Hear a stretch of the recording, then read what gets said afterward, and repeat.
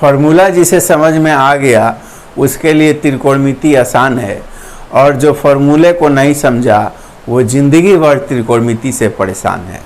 नमस्कार बच्चों, आज हम लोग गणित के सबसे महत्वपूर्ण टॉपिक जिसका नाम त्रिकोणमिति है इसके बारे में चर्चा करेंगे, और यहाँ से हम सिस्टमेटिक वीडियो के माध्यम से 10वीं कक्षा के त्रिकोणमिति को पढ़ाएंगे। देखिए, त्रिकोणमिति सबसे पहले इसका परिचय जान लें। त्रिकोणमिति संस्कृत के शब्द से बना है। त्रि मीन्स होता है तीन, कोण जो होता है वो त्रिभुज में आता है, और मिति मीन्स उनके समूह, यानी तीन कोणों के समूह, यानी कि बेसिकली ये त्रिभुज की बात इसमें की जाती है। और त्रिभुज में भी ये समकोण त्रिभुज की बात इसमें सबसे ज़्यादा की जाती है। तो त्रिकोणमिति गणित का एक ऐसी शाखा है जिसमें त्रिभुज बहुभुज के भुजाओं कोणों के बारे में उनके गुणों के बारे में चर्चा की जाती है। अंग्रेजी में भी देखें तो ये ट्राइगोनियन मेट्रोन, लैटिन का ये तीन शब्द है, उससे मिलकर बना है, जिसका भी अर्थ यही होता है। अब समझे कि त्रिकोणमिति आया कहाँ से, इसकी ज़रूरत क्यों पड़ी। तो आप जो भी देखते हैं, जैसे पहाड़ की ऊंचाई नापना हो, नदी की गहराई नापना हो, पेड़ पौधे की ऊंचाई नापना है, टावर बनाना है, इन सब चीज़ों में इसकी बहुत ही महत्वपूर्ण उपयोगिता रहती है। इसके त्रिकोणमिति के विकास के बिना अंतरिक्ष में जो चीज़ें हम देख रहे हैं, तारों से ग्रह के बीच की दूरी निकालना, ये पूरी कल्पना ही रह जाती। त्रिकोणमिति ने गणित और विज्ञान के क्षेत्र में बहुत ही विकास का एक माध्यम बना है। अब हम इस त्रिकोणमिति के इतिहास की चर्चा थोड़ी कर लेते हैं। तो त्रिकोणमिति सबसे पहले भारतीय समाज में ये देखने को मिला है। भारत की सबसे पुरानी सभ्यता, और यूँ कहें कि विश्व की सबसे पुरानी सभ्यता, मोहनजोदड़ो की सभ्यता में जो वहाँ भवनों का निर्माण हुआ है, किला का निर्माण हुआ है, सड़क रोड का निर्माण हुआ है, इससे पता चलता है कि उस समय के लोगों के पास त्रिकोणमिति की समझ थी।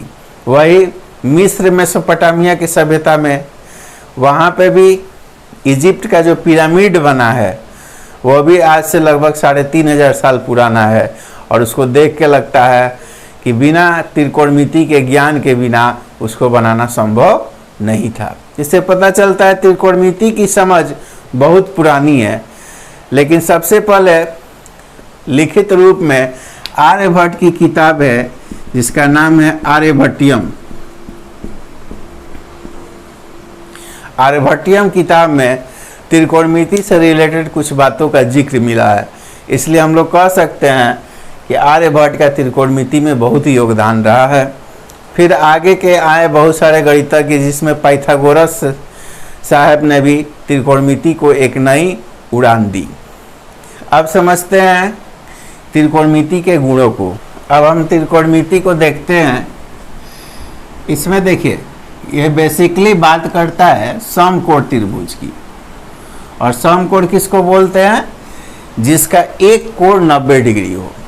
एक कोण कितना? 90 डिग्री। तो आप जानते हैं कि त्रिभुज में 3 कोण और 3 भुजा होती है। तो 90 डिग्री के सामने का जो भुजा होता है उसको कहते हैं कर्ण। क्या बोलते हैं? कर्ण। अंग्रेजी में इसको हाइपोटेनस बोलते हैं, और एच से संकेत इसका देते हैं। जैसे आप लोग महाभारत की कहानी में सुने होइएगा कि पांडवों का सबसे बड़ा भाई कौन था? कर्ण था। उसी तरह याद रखिएगा कि समकोण त्रिभुज की सबसे बड़ी भुजा कौन होती है? कर्ण। उसी के नाम से आप याद कर सकते हैं। अब देखिए, बाकी दोनों भुजा के बारे में कुछ कॉन्सेप्ट है, उसको समझना जरूरी है। ए बी सी मान लीजिए कोई त्रिभुज है, समकोण त्रिभुज, तो ए सी जो है इसका कर्ण हो गया। अब देखिए, ये तो 90 डिग्री हो गया, और यहाँ पे एक कोण सी है और एक कोण ए है। अब उसमें क्या करते हैं कि एक कोण को मुखिया बनाते हैं। जैसे आप लोगों के घर शादी विवाह होता है तो देखिएगा जो घर का गार्जियन अगर बहुत बुजुर्ग है, 80-90 साल का है, तो वो कुछ काम करता नहीं है, तो उनसे छोटे जो लोग होते हैं वो गार्जियनशिप में आ जाते हैं, वही सारा काम करते हैं। और देखिएगा, घर में अगर मम्मी की ज़्यादा चलती होगी तो मौसी मामी का प्रभाव ज़्यादा रहता है, और पापा का चलता होगा तो बुआ लोग का प्रभाव ज़्यादा रहता है। कभी कभी दोनों लोग में फूला फूली हो जाता है। यही कॉन्सेप्ट यहाँ पे भी है। अगर सी को अगर मालिक बनाइएगा, प्रधान बनाइएगा घर का, क्योंकि ये 90 डिग्री सबसे ज़्यादा ये बुजुर्ग है, 90 वर्ष का, इन सब कुछ काम नहीं होता है, चलल फिरल नहीं जाता है। इसी दोनों में किसी को गार्जियन बनाना पड़ेगा शादी ब्याह करने के लिए।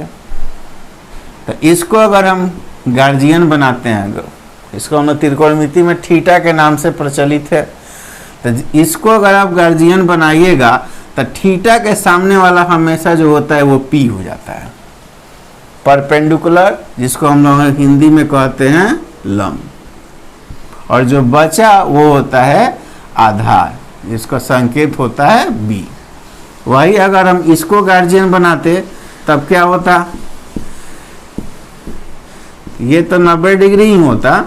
अगर जब हम इसको गार्जियन बनाते हैं, ये तो कर्ण ही होता, तो ई थीटा के सामने अब ये वाला जो भुजा होता, ये आपका परपेंडिकुलर हो जाता, लंब हो जाता, और ये जो होता आपका आधार हो जाता है, यानी कि बेस हो जाता है।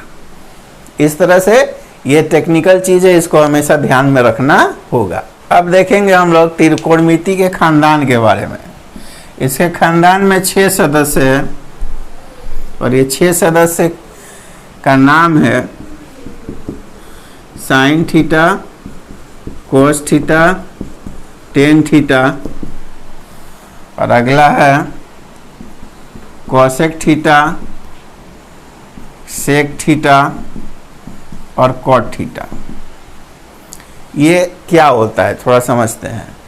इसकी 3 भुजा है, और तीनों भुजा में से किन्हीं 2 भुजा को लेकर अनुपात बनाया जाता है, भुजाओं का अनुपात, जैसे H/P, P/B, B/H, और फिर उल्टा H/B, B/P, P/H।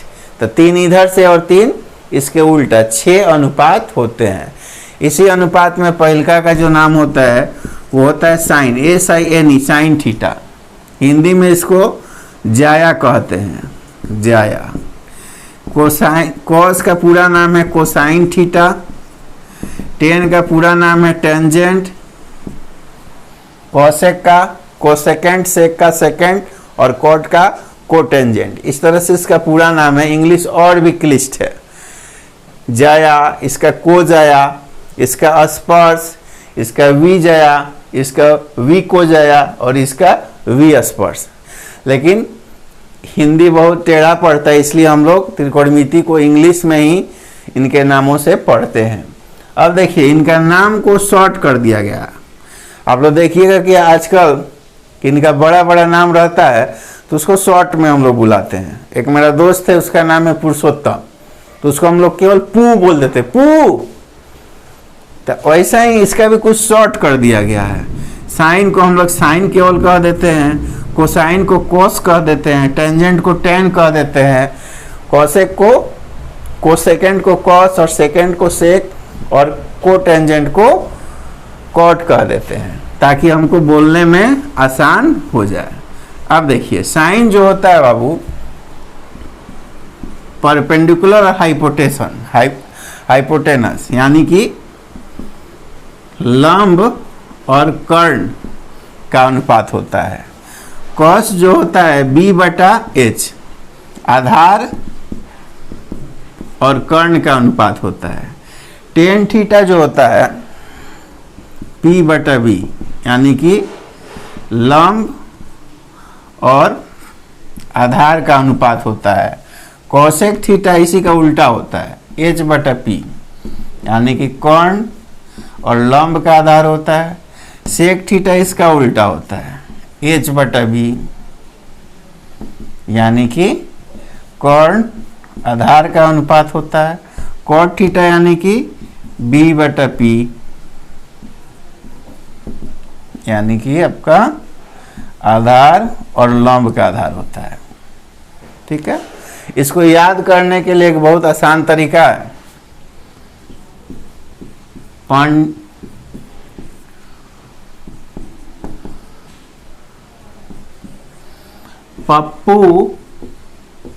पप्पू बोला पापा से, पप्पू बोला पापा से हम हैं बिहारी। पप्पू बोला पापा से हम हैं बिहारी, यानी कि P/H, B/H और P/B। P/H sign, B/H cos, P/B ten. ऐसी का उल्टा कर दीजिएगा तो ये तीनों निकल जाएगा। और भी कई नाम से इसको हम लोग याद कर सकते हैं। पंडित बद्री प्रसाद हरी हरी बोल और सोना चांदी तौल। पंडित बद्री प्रसाद हरी हरी बोल और सोना चांदी तोल। P/H साइन थीटा का, B/H कॉस थीटा का, P/B टेन थीटा का। इसी को पलट दीजिएगा तो ये तीनों मिल जाएगा। और भी याद कर सकते हैं आप, पाकिस्तान भूखा प्यासा, हिंदुस्तान हरा भरा। तो इस तरह से हम लोग इसको याद कर सकते हैं। तब तक आप इनको ध्यान से देख लीजिए एक दो बार और इसको याद कर लीजिए। फिर हम कल अगले वीडियो में बाकी के फॉर्मूले को ट्रिकली समझाएंगे, जो कि आपको रटना नहीं पड़ेगा, आसानी से देखते देखते याद हो जाएगा। धन्यवाद।